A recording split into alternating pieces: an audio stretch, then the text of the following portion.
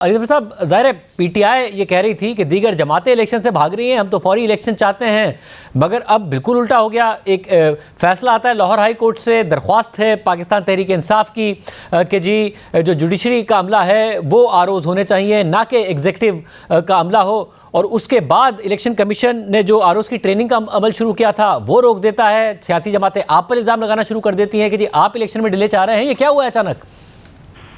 जी देखिए, आपका तासुर जो है या आपका जो इम्प्रेशन है कुछ हद तक तो दुरुस्त है। इम्प्रेशन तो यही जा रहा था, लेकिन इसको जरा थोड़ा सा इस तरह देखिए कि एक तरफ हमारा मौक़िफ़ ये है कि हम चाहते हैं कि इलेक्शन फ्री एंड फेयर हों और हम चाहते हैं कि आरओज़ जो हैं वो जुडिशरी की साइड से हों।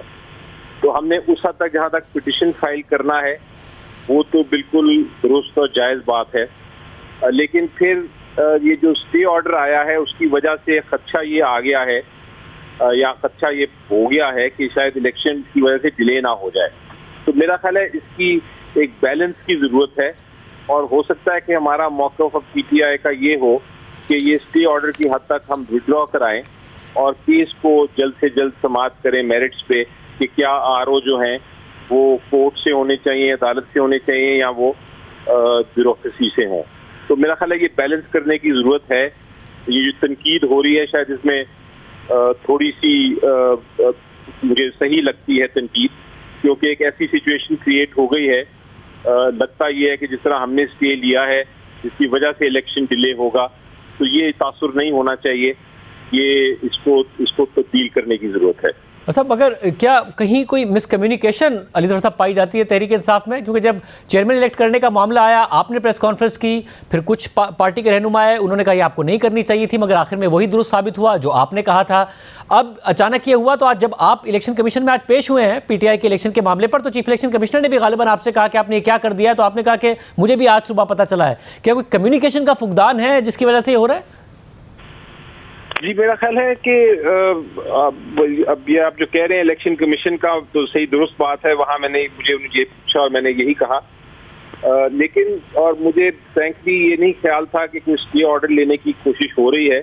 इतना ज़रूर फैसला हुआ था कि हम एक पिटिशन फाइल करेंगे और पिटिशन में हम ये कोशिश करेंगे कि जुडिशरी की तरफ से आरओज़ आएँ, लेकिन ये स्टे की हद तक का मुझे इल्म नहीं था, ना मेरे ख्याल से ये स्टे की ज़रूरत थी। बहरहाल अब हो गया है स्टे, तो इसको विड्रॉ करने की ज़रूरत है और ये शायद हो सकता है थोड़ी सी मिसकम्युनिकेशन भी हो, लेकिन इस हद तक फैसला तो हुआ था कि हमने आरओ को ये चैलेंज करना है और कहना है, रिक्वेस्ट करनी है कि जुडिशरी की तरफ से आरओज़ आएँ। अच्छा, और मुझे साथ में भी बताइएगा कि अब हुआ ये है अली ज़फ़र साहब के 2013 के इलेक्शन होते हैं, तो वो जुडिशरी की तरफ से आरोज़ थे, इमरान खान साहब ने कबूल नहीं किए, उन्हें सबसे कंट्रोवर्शियल इलेक्शन कहा, सड़कों पर आए, इफ्तिखार चौधरी के ऊपर इल्ज़ाम लगाया।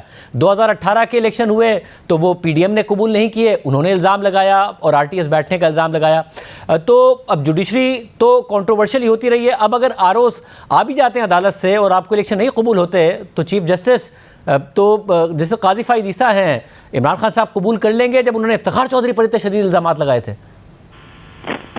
जी मेरा ख्याल है वक्त आ गया है कि हम इलेक्शंस के रिजल्ट्स को कबूल करना सीखें, और मेरा ख्याल है कि मैं तो हर पॉलिटिकल पार्टी को सजेस्ट करूंगा कि ठीक है, हम चाहते हैं कि आरओज़ जुडिशरी से हों।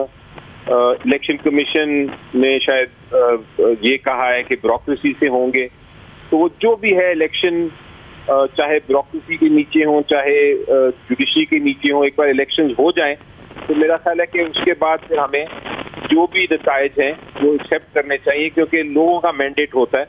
और अगर कोई धांधली किसी जगह पे साबित होती है तो फिर वो इलेक्शन एक्ट में लिखा है कि आपने किस तरह वो कॉन्स्टिट्यूंसी टू कॉन्स्टिट्यूंसी धांधली को साबित करना है और फिर अपना इलेक्शन को उस कॉन्स्टिट्यूंसी के इलेक्शन को कलअदम करार देना है। लेकिन ये आई थिंक एक हमें अब एक मैच्योर पॉलिसी की तहत हमें अब ये पुरानी बातें छोड़ देनी चाहिए और हमें ये कहना चाहिए कि जिस तरह का भी इलेक्शन हो, अल्लाह करे वो ठीक हो, दुरुस्त हो, कोशिश करें लोगों की जो आवाम का वोट है वो पहुंच सके पोलिंग बूथ तक भी, और वो फाइनली उसका रिजल्ट भी उसी तरह हो जो उनकी ख्वाहिशात हैं, और फिर हुकूमत बने और हम आगे तरक्की करें मुल्क की।